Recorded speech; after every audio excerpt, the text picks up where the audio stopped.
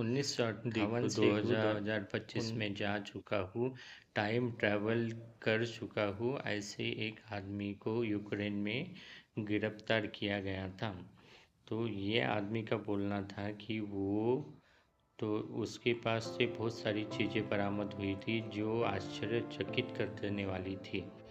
तो देखिए, हिंदू साहित्य में भी बहुत सारे भगवानों के पास टाइम ट्रैवल करने की शक्ति थी। तो कुछ ऋषि मुनियों के पास भी यह शक्ति थी। वो जाकर आते थे, ब्रह्मलोक में जाते थे, कोई ऋषि कहीं जाते थे और वापस आते थे, तो 4-4 युग बीत जाते थे। तो देखिए, टाइम मशीन को लेकर हमेशा जिज्ञासा लगी रहती है। बहुत सारी साइंस फिक्शन मूवीज में भी साइंस इनके बारे में बताया गया है, इन मशीनों के बारे में।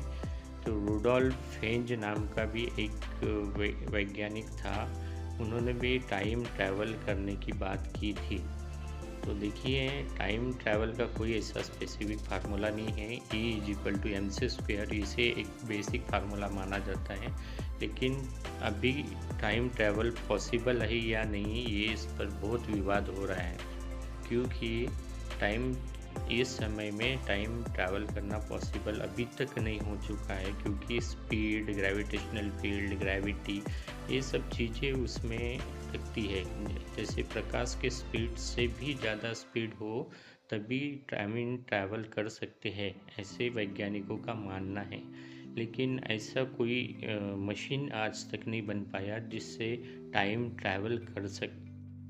तो इसलिए आज तक कोई भी इंसान टाइम ट्रैवल नहीं कर पाया।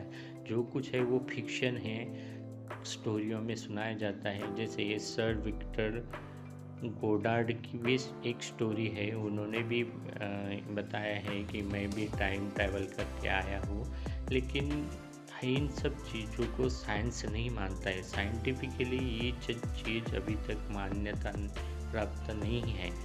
तो एक्चुअली इंसान टाइम ट्रैवल करके आया है या नहीं है, इसी के बारे में कोई भी कुछ भी नहीं जानता है। और टाइम ट्रैवल करना पॉसिबल है या नहीं है, ये भी आज तक बहुत सारे वैज्ञानिकों ने इस पर रिसर्च की है, लेकिन आज तक कोई टाइम ट्रैवल नहीं कर सका है। तो ये बात जो है, ये बहुत फिक्शन के जैसी है। जैसे मूवीज में दिखाते हैं कि एक कोई आदमी टाइम ट्रैवल करके दूसरे टाइम में चला जाता है, जैसे, और फिर वहाँ जाके कुछ करके आता है पास्ट में वगैरह, या फिर फ्यूचर में जाके फ्यूचर चेंज करके आता है। लेकिन ये चीज़ सब थेरोटिकल है, प्रैक्टिकली अब तक ऐसा कुछ हुआ नहीं है।